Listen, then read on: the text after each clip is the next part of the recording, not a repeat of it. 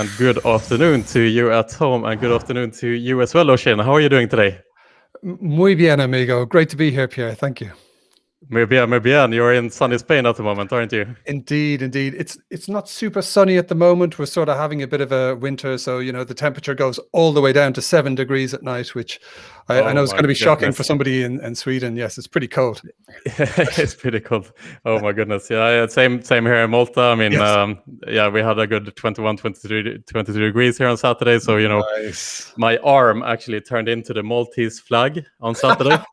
It was red and white because of the t-shirt, but amazing. What can you do?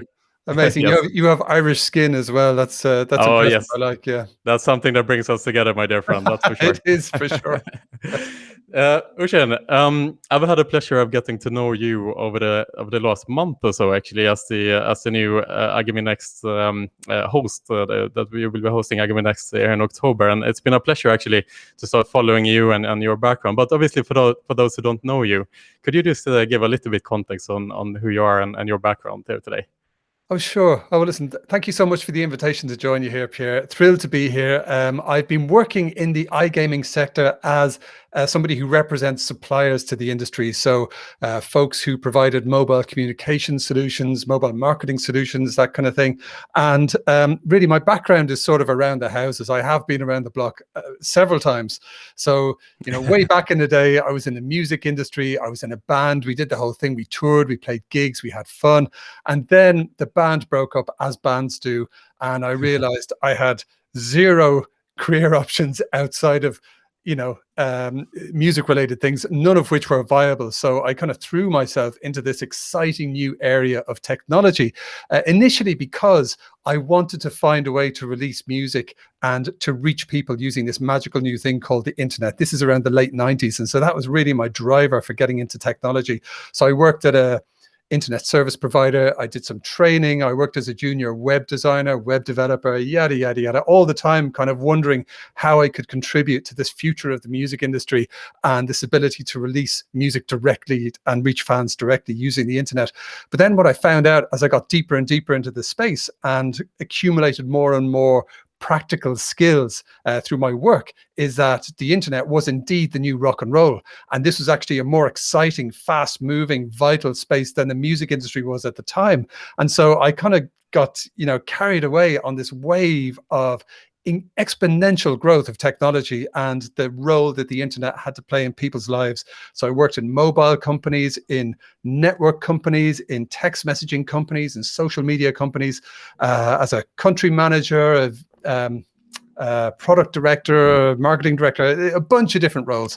And then, long story short, I kind of, from the end of the 90s, beginning of the millennium, I worked in technology, basically kind of collaborating on lots of different industries for many different technology providers. And so I kind of work with fintech companies, with e-commerce companies, with iGaming companies.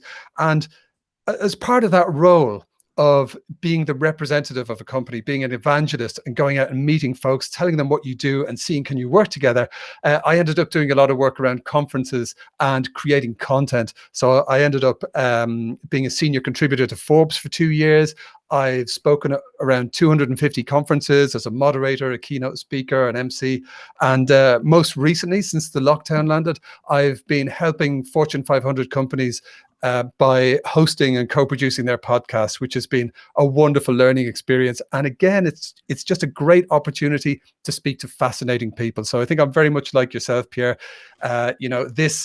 So many things that you do around iGaming Next and the whole iGaming ecosystem are about meeting interesting people and seeing what makes them tick. So that's kind of what I've ended up doing.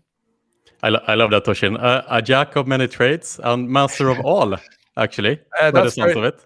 That's very kind of you. I wouldn't say, I'd say master of a few bits and pieces. I can string a few things together.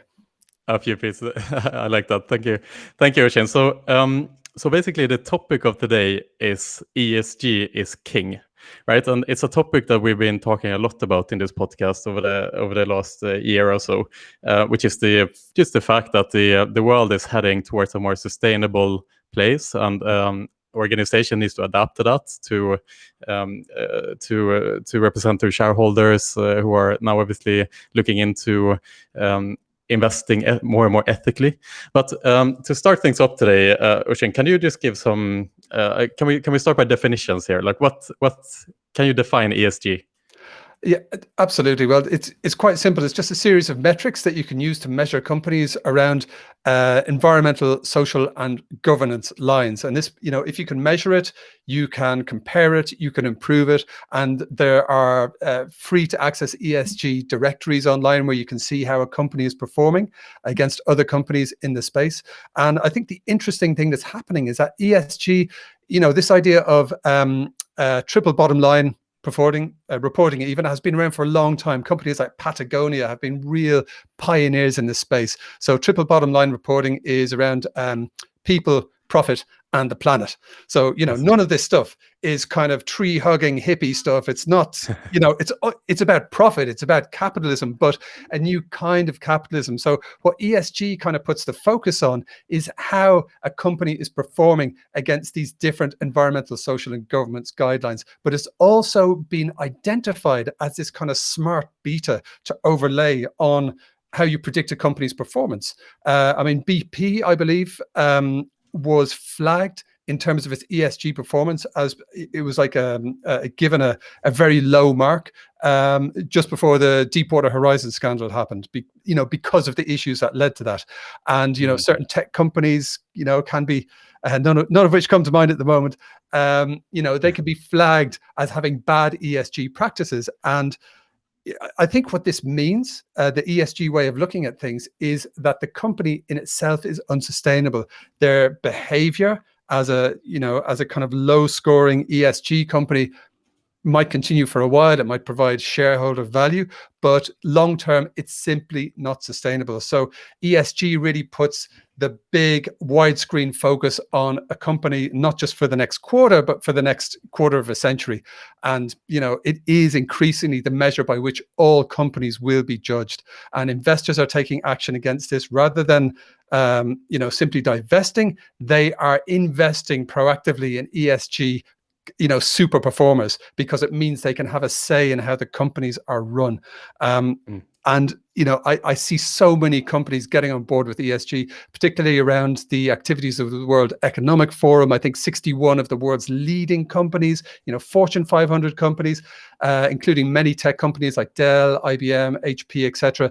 They signed up to kind of shift from shareholder capitalism metrics to stakeholder capitalism metrics. And this concept of stakeholder capitalism, I think, is the center of what's exciting about business at the moment. Shareholder capitalism is being seen increasingly as a busted flush. It's game over. It is simply not going to work anymore. The reason it's not going to work, as everybody's aware, California's on fire, the oceans are being, poisoned. It's like where we are as a planet is completely unsustainable. We've got 10 years to take positive action and fix this stuff.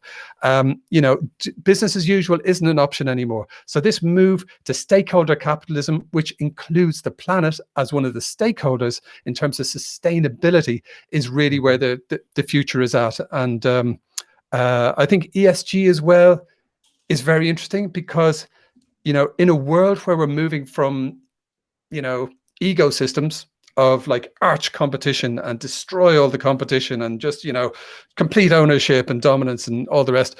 When you move into this space of our digital lives and IoT and, APIs and technology ecosystems, the ecosystem doesn't work anymore because we're in a world of ecosystems. It is about cooperation at a certain level. And the interesting thing about ESG is that it opens up the focus on the overlap of these digital ecosystems. I spoke to a really interesting guy called Tony Fish a couple of months ago for a conference called Cybos, and he's like this very brilliant mind. He's like a digital David Attenborough. He's a different thinker. He sees the world differently. He had an unorthodox experience at school. It didn't quite agree with him, and so when he finished school, he didn't really see any jobs that were available for him. So he sort of had to make his own.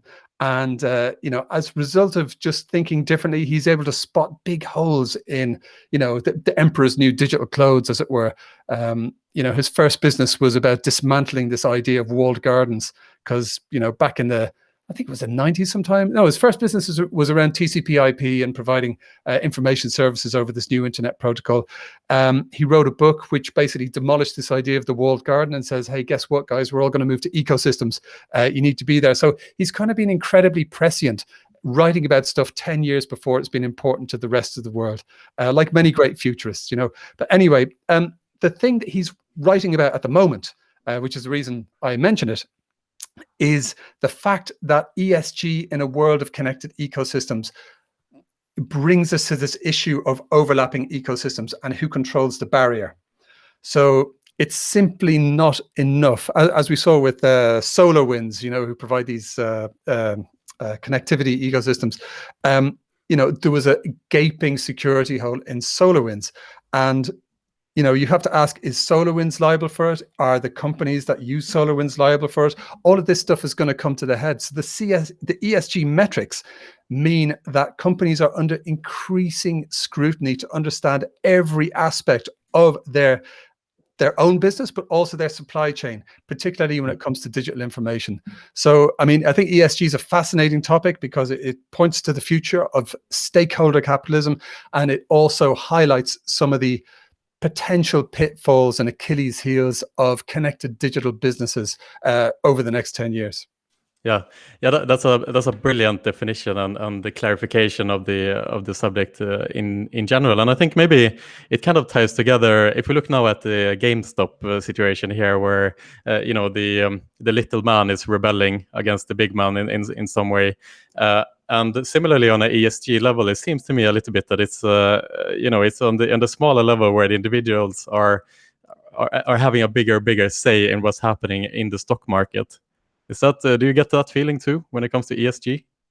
Well, I think one of the things that came to mind when you were mentioning that was this idea of consumer pressure. And the little guy, as you say, coming together to have a big impact. The GameStop stuff is pretty interesting. The cryptocurrency trading is interesting as well. That's sort of a world of speculation, and it's I'm not a big speculator myself, I have to confess, but I know people who are. I admire them. I have huge respect for them.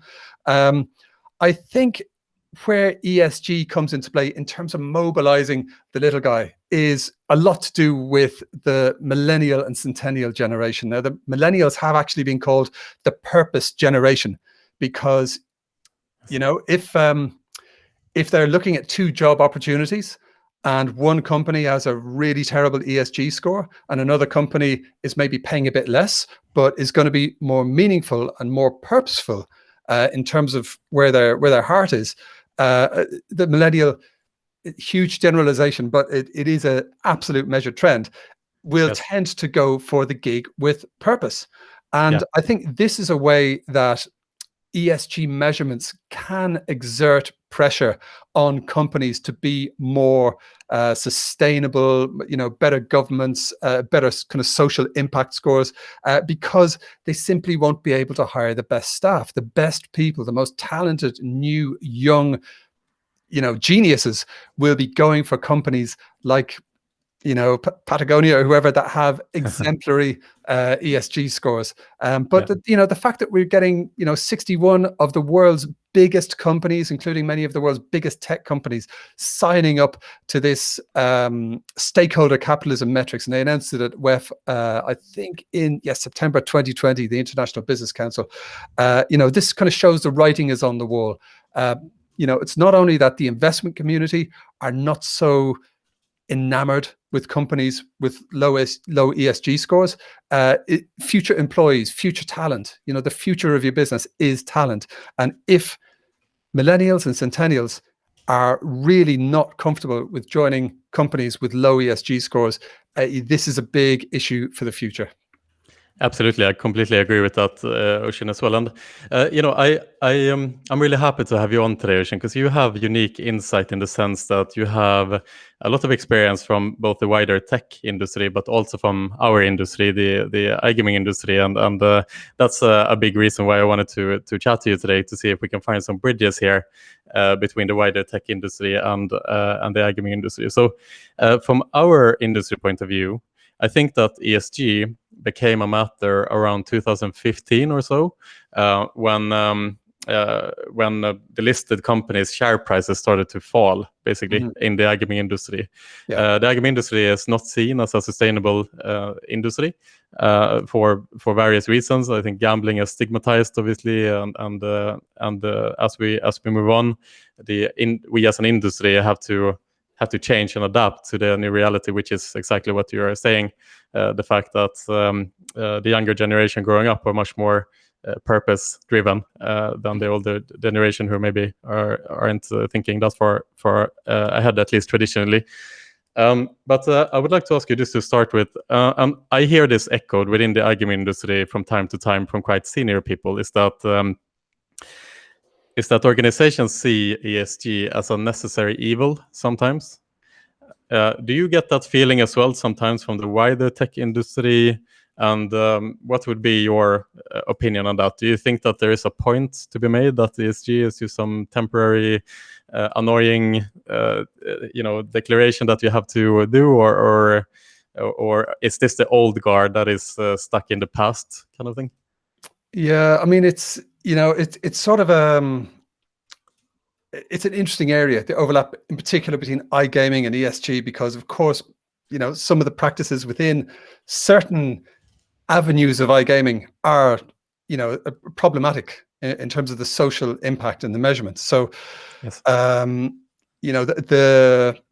warmth towards embracing ESG might be flavored by some of that background knowledge, but we're at the beginning of a journey. It's a journey that we are all going to make together, and it isn't really an option, I think, to just kind of ignore it and sit on your hands until retirement, or you exit the company or whatever.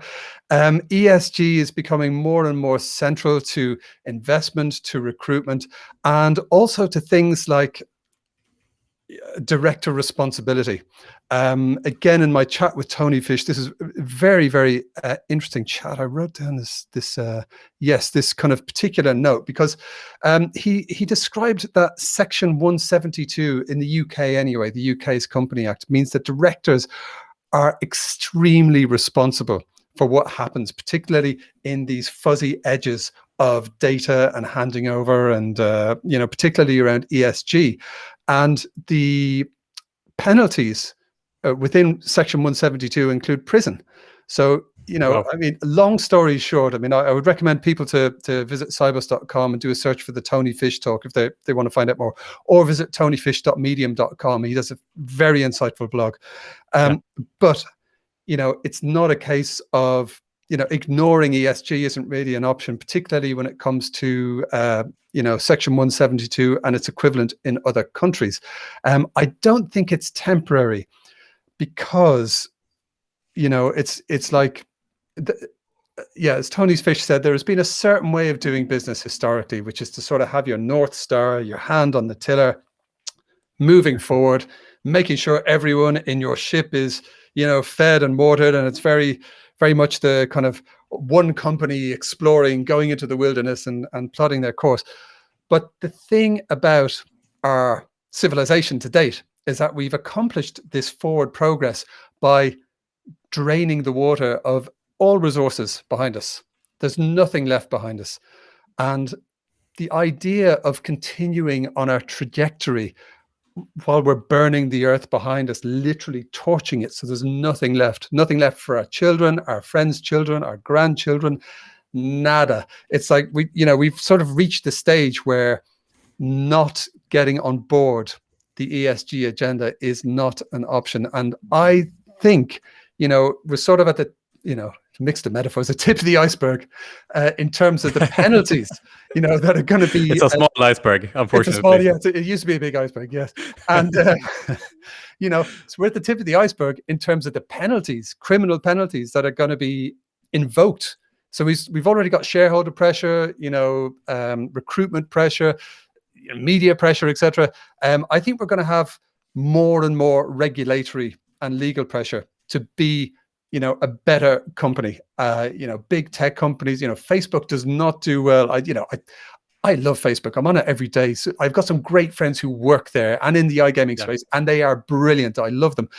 But as a company, because of the way that they approach data, they get low ESG scores.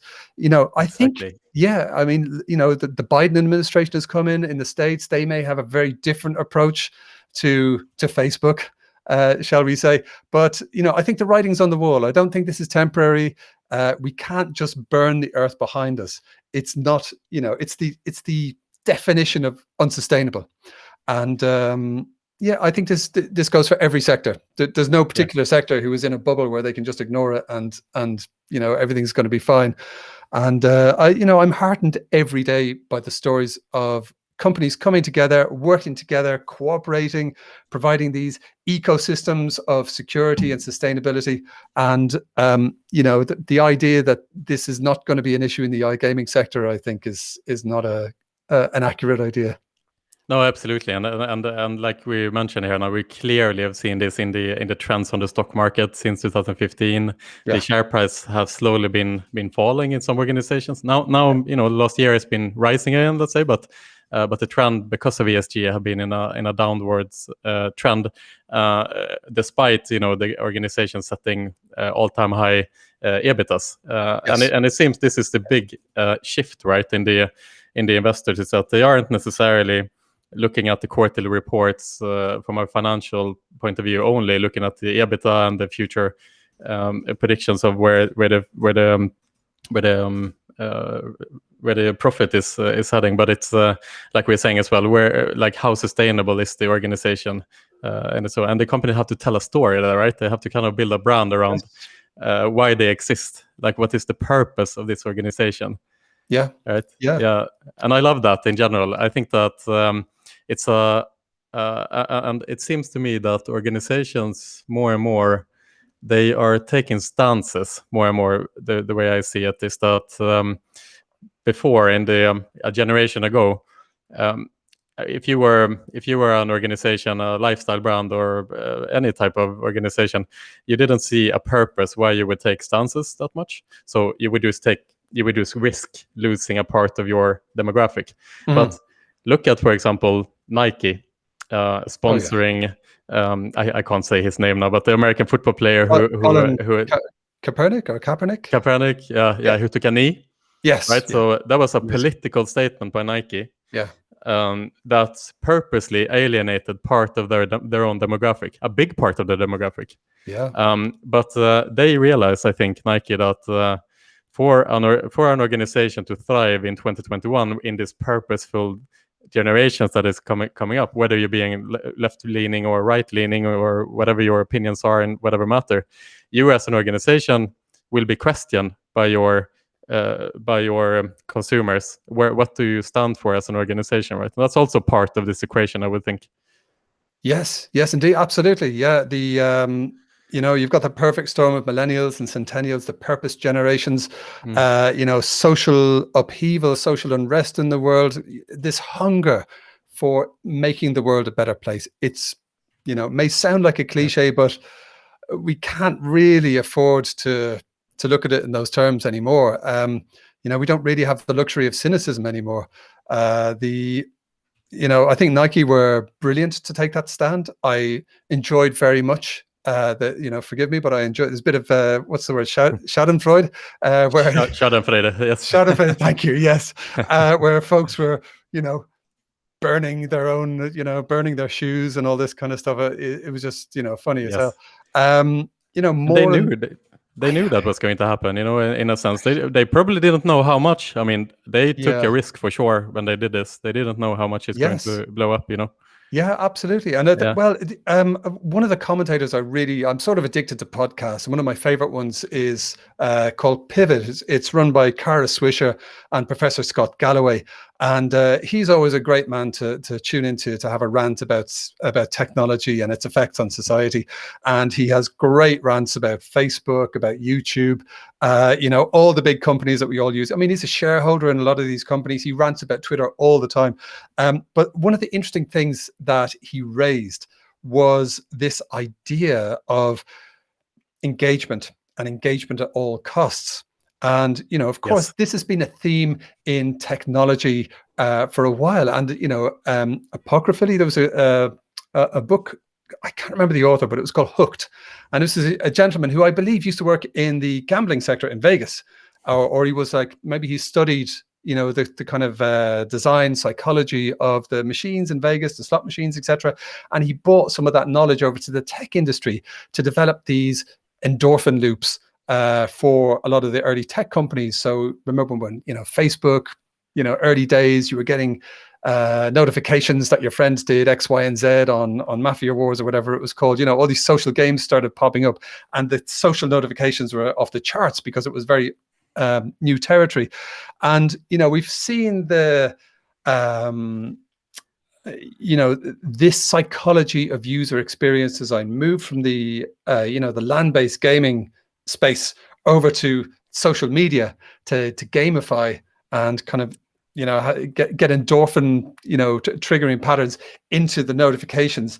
And what we've kind of subsequently seen, does Scott Galloway call it the enragement economy or something like this? So it's moved from the experience economy to the endangerment economy. So he's got a great catchphrase for it anyway. Yeah, I think it's like the engagement economy, like the economy is now engagement, or the economy is time, depending on. Yes, exactly that. Yeah, that's it. And what he says, his sort of catchphrase is, enragement is engagement. So the fact that you can keep people engaged for hours, and this came up in that film, The Social Dilemma on Netflix, that I absolutely loved. If you can keep people in this funnel of engagement, you're basically figuring out what makes them tick. Every new interaction is a little bit more detail on the psychographic profiling of a specific user. And then with this insanely accurate profiling, you can sell their data for to any consumer companies who's advertising on these platforms. And he kind of speaks a lot about the moral dilemma faced by tech companies, in that algorithms are building these funnels of engagement. So it's like whatever somebody gets in their coming up next list is whatever will keep them on the platform.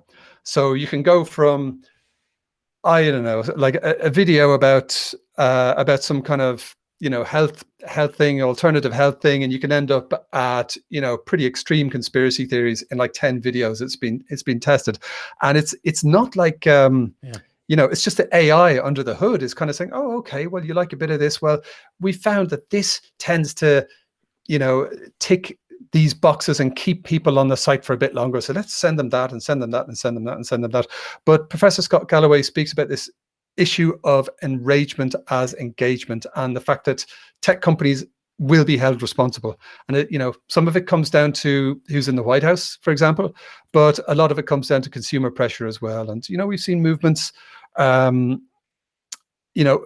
Consumers will switch off. They'll kind of back away from platforms that they see as too exploitative or too addictive, or not really being fair with how they interact with people. And it's sort of like the question facing every industry is, where do you want to stand on this ESG continuum?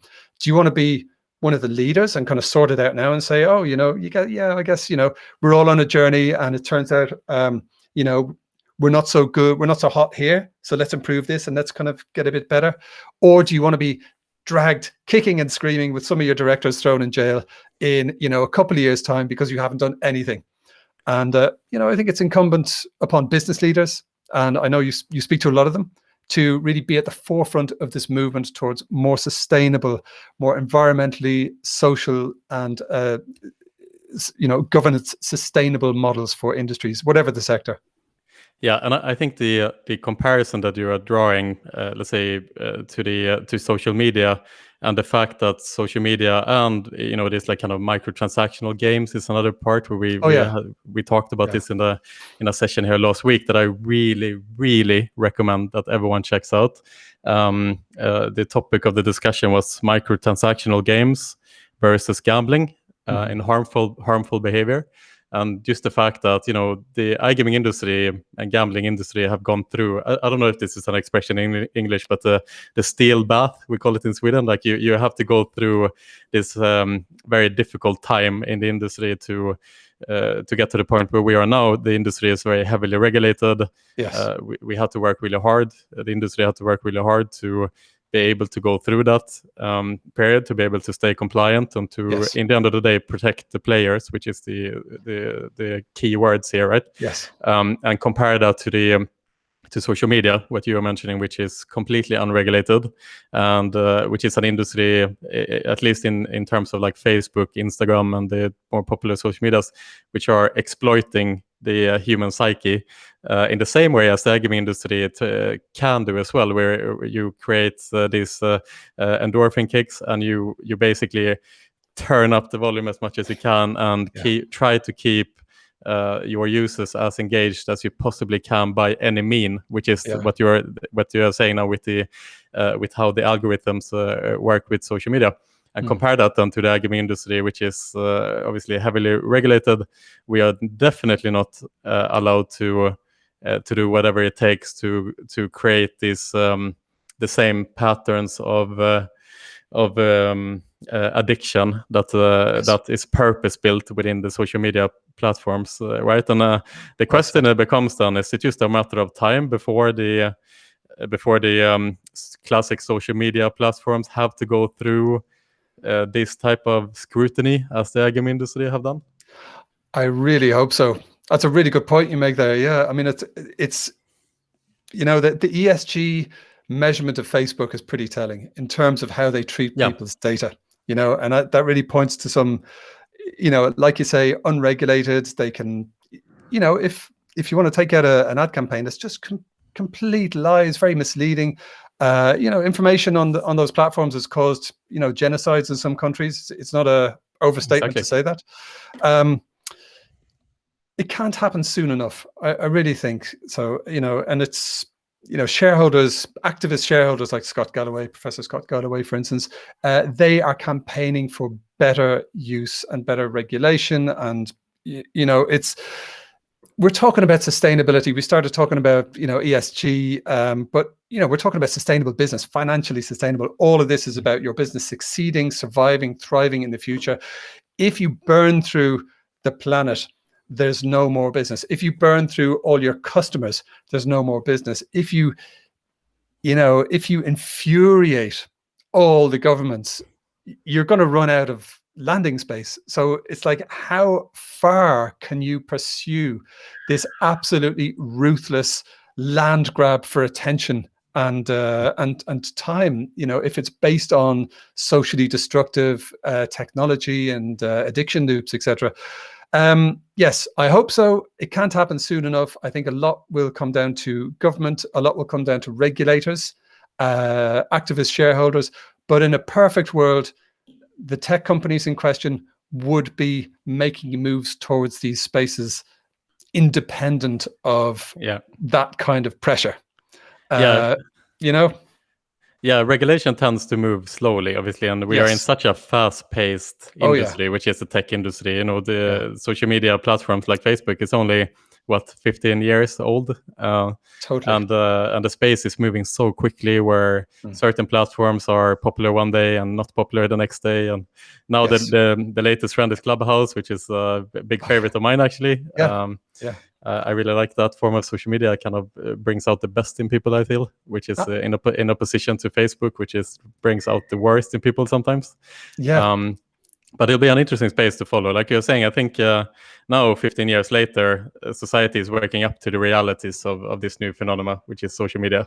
And if we draw some parallels to the iGaming industry, similarly, the aggressive marketing and the aggressive kind of bonus structures and so forth went to a point for our industry where society woke up to the point and said that we need to change this. The organization had to adapt, and I think you make a good point as well in the fact that ESG is not only about creating shareholder value in a way, so that you don't just want to have a high ESG score to increase the share price, but it's also the fact that you draw talent to your organization. And I think this is a really good point. If we draw parallels to the iGaming industry as well, is that most people who work in the iGaming industry, they don't want their customers to suffer. Most people in the iGaming industry don't want their customers to play for more money than they can afford. And if you are a talented employee, you are going to seek yourself to organizations that are actively taking steps to avoid that. And I think this is the key, and that gives the organizations a big incentive to incorporate that in their strategy in general, from an employer branding point of view as well. That you want to be able to attract the best talent to your organization. And this leads a little bit to my next question here, which is, ESG's roles in traditionally stigmatized industries like iGaming, but also like oil and gas, and so on. I find that very fascinating, because if we look at if we want to predict how the world will move in the next couple of decades, I think it's a good thing to look at the most stigmatized industries and see where they are heading, because that is going to give us a clear sign on where the world is heading. Because we are not stronger than our weakest link, in a sense, when it comes to sustainability, right? So look at oil and gas. I just find this so fascinating, that a company like Shell, you could call Shell one of the most evil companies in the world. Okay, you can make that argument, right? They are one of the biggest polluters. It's an oil and gas company, right? It's like, if you want to put if you want to define an organization that is bad for the world, Siri, show me a company that's bad. Totally. And Siri will tell you, that's Shell. But look at Shell. Look at where they're heading. They have committed themselves to be a net zero emissions organization, energy business, by 2050. Okay, they are oil and gas company. Isn't that just absolutely fascinating? It certainly is. It certainly is. There was this wonderful series called "How They Made Us Believe Anything," or something like this, on the BBC. It's a podcast, and it was the story of ExxonMobil and how they used the PR techniques that had been used by the tobacco industry back in the 1950s to make everyone think tobacco was safe, to make everyone doubt climate change. And so it was classic stuff. They had this this technique called white coats. This PR pioneer invented this technique of kind of just rolling out enough scientists to share enough things that could be seen as casting doubt on the central objection to what the company wanted to do. And one of the takeaways I found fascinating from that documentary, that podcast series, was that ExxonMobil discovered climate change or greenhouse gases back in the 80s. I think it was the 80s, maybe it was even before, maybe it was the 70s. And instead of telling anyone about it, they actually preemptively built their oil rigs higher because they knew that the sea waters would rise because of the melting ice caps. So it would give them a competitive advantage against all the other, oil and gas companies, which is sort of amazing. It's mind-blowing irresponsibility. It is like, flame torching the planet. It's like burning your children's houses. It's unbelievable. So yes, this is wonderful news about Shell. This is the change that we need from the oil and gas industry. Oh my goodness, we so do. And I think, I don't currently know how Shell are going to do this, or any of the oil and gas companies, but I guess there's enough opportunity with the infrastructure they have in terms of, EVs, sustainable energy, solar, wind, etc. There's enough issues that need to get fixed by companies with that infrastructure, the way of distributing stuff that powers the world's vehicles, but maybe it moves to electric vehicles, etc. The Super Bowl ads that we saw recently, I think, were very significant. I think both, God, was it Cadillac and General Motors both had adverts. There was a great one with Will Ferrell where he goes to Denmark, but he ends up in Finland, and he sort of declares war and says, you know, Americans have the best EVs, but he ends up in Sweden. His friends end up in Finland. And so this was really interesting. There was an article saying, you know, we couldn't have had this during a Trump administration. You know, there was no, but like suddenly, you know, and General Motors has been terrible. I mean, speaking objectively, I know people who work there that, you know, I'm full of hope for the future, but it's sort of like the context that we need to make these bold moves, even for an industry like automotive and oil and gas, is like there's never been a better time for companies across the spectrum to get on the ESG agenda and kind of, you know, set themselves going in the right way. You know, if Shell can do it, if General Motors, if Cadillac can do it, everybody can do it. So I share your hope. I mean, an example of, I mean, when we spoke about this, you know, what came to mind was UAE and Dubai, because, you know, they used to have an economy. It was just about oil. It was extraction. That was it. It was an, you know, immense mineral wealth, but, you know, that was it. And so I think what the folks over there have done brilliantly is, you know, they established Dubai Media City. They've kind of invested in technology. They're, you know, the Dubai Expo 2020 sadly has been postponed to this year. That is, you know, they've built an entire smart city, and they have this smart city operating system called Siemens MindSphere, which is a collaboration with Microsoft. And this OS actually looks at all of the energy being used in all of the buildings, how many people are in there, what needs to happen with the intelligent routing of water, power, heating, cooling. It's just fantastic. Cities are very traditionally, you know, inefficient vehicles. Like, you know, the water supplies are actually in major cities are some of the biggest energy users there. You know, there's this whole world of old school industries that we don't necessarily associate with sustainability, like, you know, like incumbent water companies like oil and gas, automotive. All of that is shifting to green technology. All of that is shifting to ESG. So I'm excited. I mean, I think the timing for all of this is really tight. We really do have, this is the decade to make it all happen. And if we don't do things like, you know, every company using ESG metrics to measure itself, we need regenerative agriculture, not just like stopping the harmful use of, you know, neonicotinoid pesticides and pollutants, etc. We need to regenerate the planet. It's not just enough to stop what we're doing now. We actually have to do proactive stuff to replace what we've burnt. But it's all possible. It's all still to play for. And you know, I think this could be one of the most exciting decades in human history. But it's close, you know. Absolutely, it is close, and you know, what should give us hope at least is the fact that things are changing so dramatically quick, and that investors are putting such big pressure on the organizations to live up to these standards. And you know, I think that in the iGaming industry, there's been some vague movement here and there, you know, to be socially responsible, then, which is part of ESG as well. Yes. You've seen kind of the move away from the VIP segment in the iGaming industry, where traditionally you would make sure that the VIPs were treated like VIPs. You would take them abroad, you would give them gifts and so on. But the industry has, I think, have woken up to the fact that that is not a sustainable and a good model to represent our industry with. But that has been a more of a vague shift. But I saw a really great example. I think, for me at least, I might be wrong here, but I haven't seen anything like this previously.